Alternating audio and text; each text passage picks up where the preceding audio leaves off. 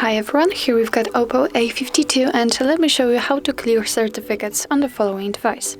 So first of all, let's open the settings. Then let's find and select security. And here let's scroll down to remove all user certificates.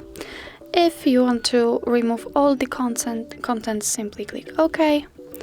Let's draw the unlock pattern.